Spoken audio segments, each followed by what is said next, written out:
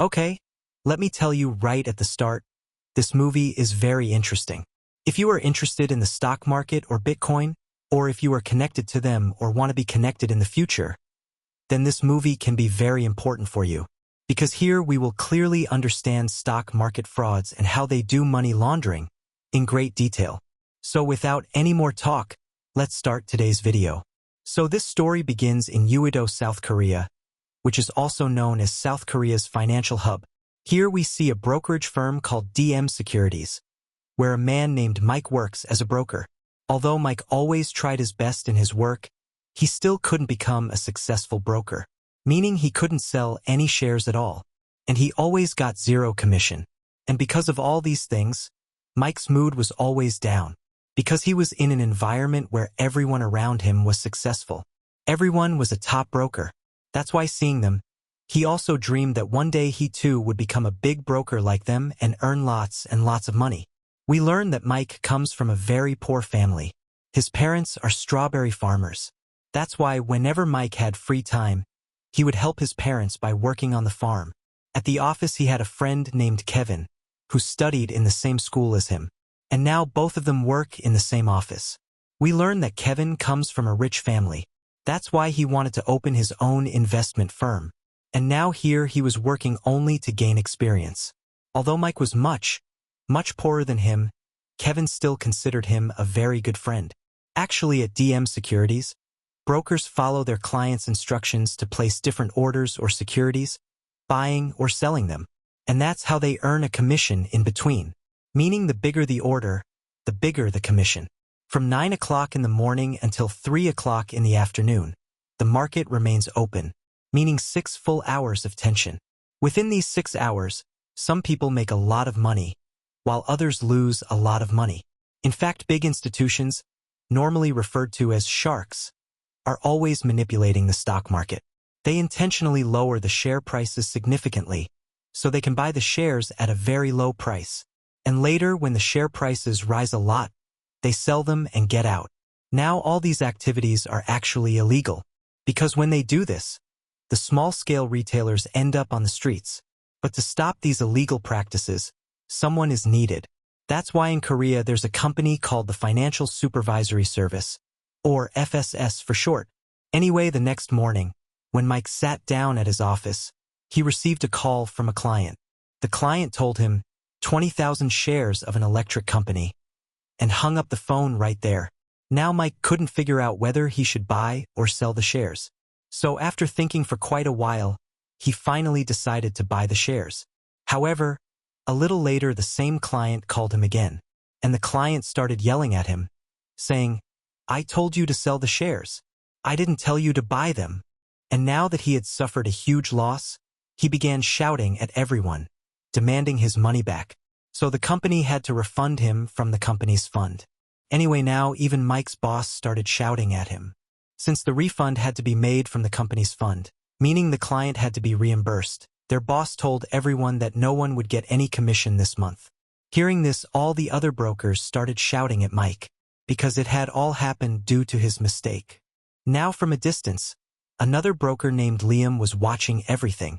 Actually, Liam is the biggest broker in this company.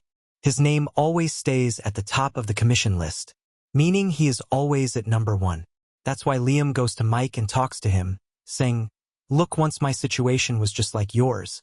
I used to get scolded all the time. But since I started working with a secret firm, my luck has completely changed.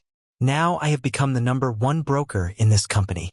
Liam tells him that there is a broker named Jack who has all the secret market information. Everyone wants to work with him. Even I work with him. Whoever starts working with him ends up becoming the number 1 broker in that company. After seeing Liam's success and lifestyle, Mike also becomes very tempted. So he agrees to work with Jack. The next morning, he goes and meets Jack. After seeing Jack's personality, he becomes even more stunned. Here Jack gives him a mobile phone and tells him that he has to handle an account called Samuel Asset, and tomorrow he will receive a call on this phone. He must handle the account exactly as instructed over the call. If he can complete this transaction, he will receive a big amount of commission and also get the opportunity to work with them in the future. In addition, Jack warns him not to share this matter with anyone in the office.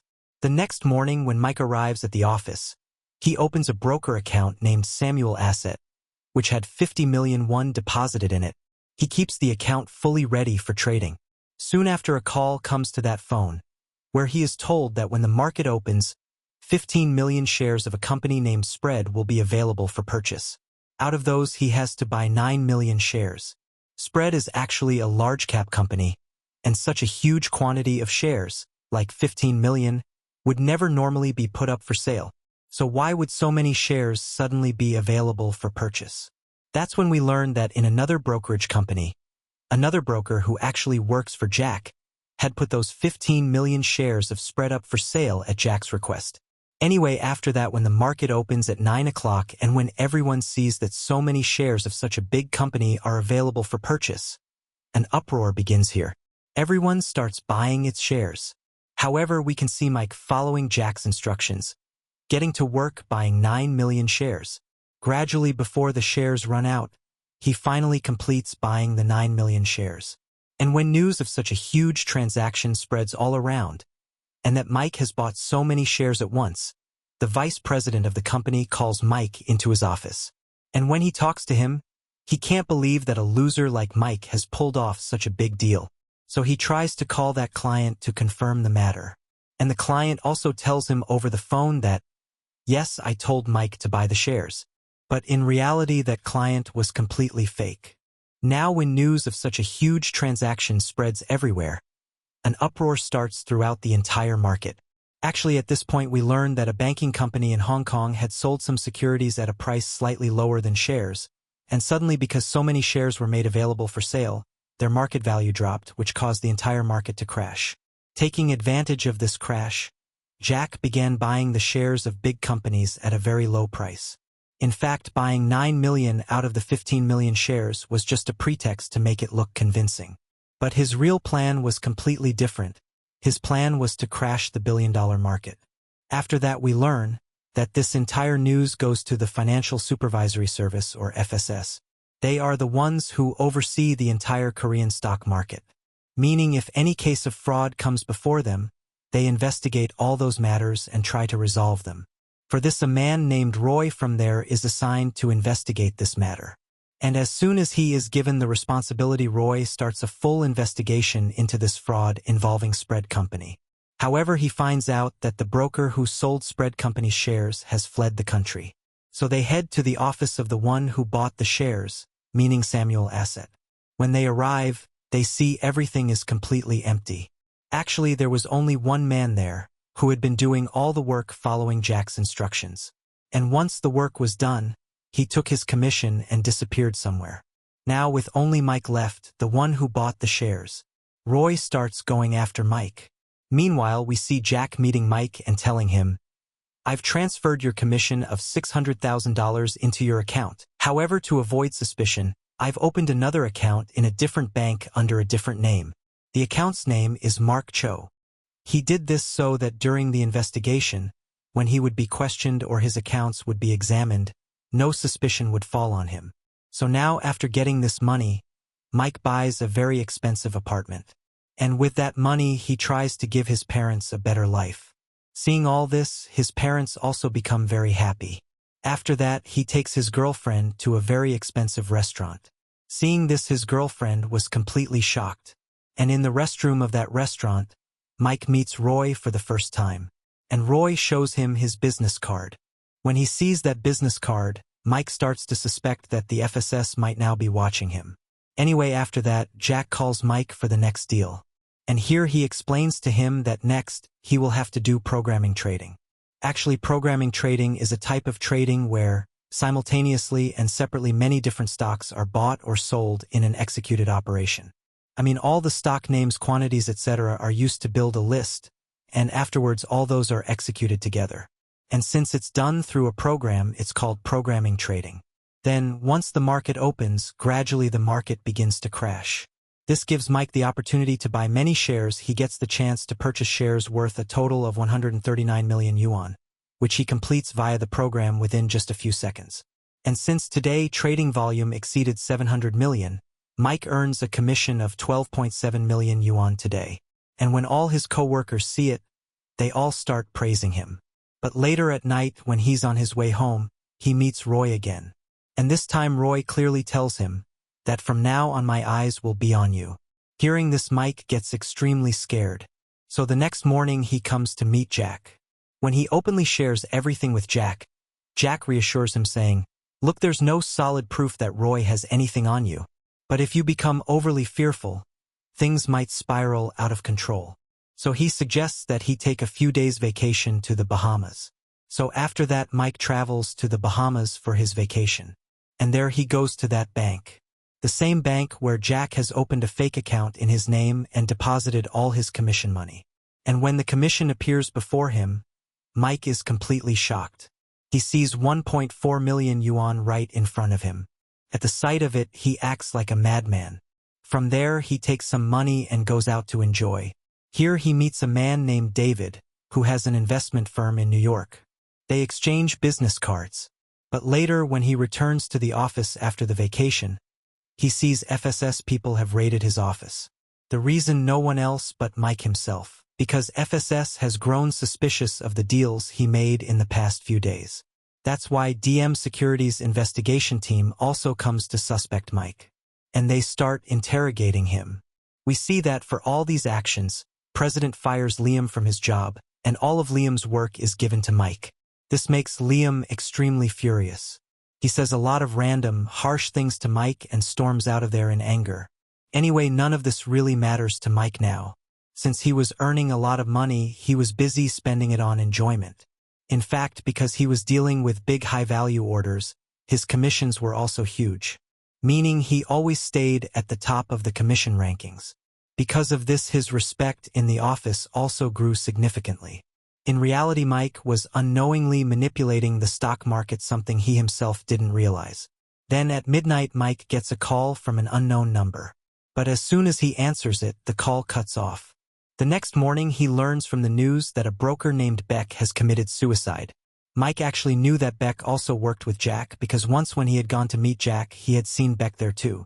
And because of all this, the police come and start interrogating Mike, because before dying, Beck's last call had been to Mike.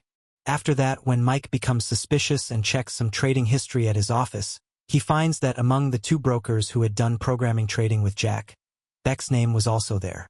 Meanwhile, Roy goes to meet Kim because Kim also does small-scale manipulations in the market. So Roy threatens him, saying, "If you want to avoid going to jail, you'll have to do a job for me, otherwise I know your history very well. I also know exactly what to do with you." So he assigns him the task of stealing Mike's trading history from Mike's computer. Next, we see Roy go to meet a broker named Hang, who also works for Jack. In fact, FSS has also grown suspicious of his transactions. That's why Roy has come here to investigate him. And he clears all these matters to him. When Roy leaves after telling him this, then we can see that Hang becomes extremely tense. Because now he couldn't figure out what he should do. After this, Hang goes to meet with Liam. Actually, the two of them already knew each other well, because it was Hang who convinced Liam to work with Jack. And now they clearly understood that Jack was actually pointing a gun at their heads and playing the real game from behind the scenes. That's why they both decided that they would help Roy, and help Roy catch Jack. Meanwhile, when Mike comes to meet Hang at his office, he sees that Hang has jumped off the building and committed suicide. But in reality, this was not a suicide. It was a pre-planned murder. Because Jack had hired a serial killer and had Hang killed through him. And when Mike realizes all these things, he becomes much more tense. His friend Kevin also finds out about all this. That's why he warns Mike, saying that because of the things you are doing, you could get caught at any moment. Besides, since Roy is also after you, it means he has also started an investigation on you. So the moment he finds any evidence, he will take you straight to jail. But since Mike was now under extreme tension and couldn't figure out what to do, he pretended not to listen to his words and left from there. Anyway, after this, Jack again calls Mike to meet. And this time he tells him that now you have to do naked selling in the stock market, which is completely illegal in the stock market. Actually, naked selling is a kind of selling where the shares are sold without borrowing them first. This is completely different from normal selling because in normal selling, the share is first borrowed. Later, the shares were sold. And in this naked selling, the shares are sold without borrowing them, and here they don't even check whether the share is actually available for selling. And because of this selling, there is a lot of manipulation in the market. A lot more volatility increases. The most important thing is that an illegal effect falls upon the shares, an effect because of which many even go bankrupt, especially when the quantity of those shares is very large. We learn that Jack had told him to sell shares worth 35 million, from which Mike would get a commission of 5 million. So the next morning, when the market opened, Mike received a call in which a client asked him to buy 70,000 shares of Signal Tech Company. And while Mike was busy purchasing these shares, he got another call from another client asking him to buy 80,000 shares. Actually, we find out that Jack, through different fake clients, was buying those companies' shares at a low price through Mike. In this way, he bought 20 million shares at a very low price all at once. After that, Mike saw on the news that 2 days earlier there had been a fire at the Signal Tech Company. And for this reason, Jack took advantage of the situation, making Mike do naked selling and showing everyone that the shares were actually available for sale.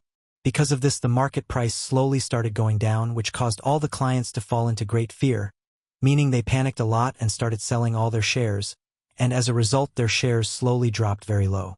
And Mike took this opportunity to buy all of their shares at a very nominal price. And after seeing all these things, Mike understood very, very well. He realized exactly how Jack was using him. And he also began to suspect that maybe the fire 2 days ago had been started by Jack himself. Actually, small companies like Signal Tech often come very close to bankruptcy. Jack completely drove them to bankruptcy through naked selling. And he bought all their shares at a nominal price. Later, he took over that company and sold all their equipment and everything else, earning millions of dollars. Meanwhile, we can see when Kim gets the chance, she uses a pen drive to steal all of Mike's trading history from his computer. Meanwhile, Jack causes Liam's accident, which puts Liam into a complete coma. Because of this, Jack brings Mike to the hospital to show Liam's condition. And he threatens him, saying that if Mike ever tries to betray him, then his fate will be exactly the same. Because of this, Mike becomes extremely scared, realizing he's now completely trapped. Meanwhile, Roy arrives with all his men and raids DM Securities. He blocks all their accounts and takes all the account documents from there before leaving. Roy also takes Mike with him. Then at his office he tries to explain everything to Mike, showing him how many brokers and companies have been destroyed because of Jack, and how he used to put brokers into such traps that they even ended up dead. In addition, as proof, Roy also shows him the same pen drive that contained all of Mike's trading history, which Kim had given them. But right then a message comes to Mike's phone, where he learns that Kevin's father's company Eugen has completely sunk, and now it's on the verge of bankruptcy. And right then he spots Kevin's father's company on the board. He realizes that Jack's next target is now Kevin's father's company. After seeing all this, Mike clearly understands that now Jack will use another broker to naked sell Kevin's father's company shares, and buy them at a very nominal price, meaning he will buy the whole company for a very low price. Then Roy tells him that if he helps him catch Jack, he will set him free. After that, Mike goes and directly meets with Kevin. And he tells Kevin that tomorrow, as soon as the market opens, the shares of your father's company will slowly start to rise, because I will buy all the shares of your father's company. But then Kevin tells him that my father and my uncle have decided together. They will sell this company somewhere at a very low price. But then Kevin says there's no need to rush and sell the company at such a low price. Trust me, I will bring this company back on its feet. And by buying all of your shares, I will take your company back to its original position. The next day, as soon as the market opens in the morning, Mike tells all his clients that all the shares of Eugen should be bought from an account under the name Global Investment. And because of all these activities, the share prices start to rise. Mike also calls Kevin's uncle to stop him from selling his portion of the shares. He tells him to wait a little. And when Jack sees all these things happening, he calls Mike for another deal. But Mike doesn't pick up any of his calls. And a little later, Roy also learns about this huge transaction. That's why he rushes to the Global Investment office. Meanwhile, Mike puts up 9 million shares of the Eugen company for sale, which he had just recently purchased himself from an account under the name Global Investment. And then Mike's real plan is finally revealed to us. Actually, maybe you remember that Mike had met a man named David, who owns an investment company in New York. Now through David, Mike had purchased all of Eugen's shares under David's company's name, even though the real owner of the shares was Mike himself. But the company and the owner's name were officially David's. And you might wonder, where did Mike get so much money from? Actually, all the commissions Mike had been earning were deposited by Jack into a bank in the Bahamas under Mike's name, which had a total of $7 million. And with all that money, he purchased all the shares himself through David's company. Now, to buy so many shares at once, Eugen's share price slowly starts raising. And Kevin's uncle also directly refuses to sell his portion of the shares. And because of so many complications, Jack's plan to buy out this company completely fails. This makes him extremely angry, so he sends his killer to finish off Mike. But since security personnel were with Mike, he couldn't do anything. After that, Roy goes and raids Jack's company. But Jack had already fled from there. That's why Roy couldn't find anyone. But Mike also knew very well that Jack would definitely call him to meet. And just as he thought, that's what happens. Jack calls him to meet at a metro station. But while Jack was talking to Mike here, Jack finds out that Mike had hidden a recorder inside his suit. With its help, Roy was listening to all their conversations. So he smashes the recorder into pieces. And very soon Jack's killer stabs Mike in the stomach and tries to run away from there. But very soon Roy arrives here, and not only does he catch the killer, but also catches Jack. Although Jack thought Roy didn't have much evidence against him, Mike then gives him that recorder. With the help of this recorder, he had been recording all their conversations from the start. Now, while Roy was arresting Jack, taking the opportunity, Mike escapes from there by train. And then he calls Roy and gives him the address where he had hidden all the mobiles and tools that had been given to him. And while Mike was escaping through the metro, his eyes fall on a man standing in the metro. And at such an interesting point, this movie ends here.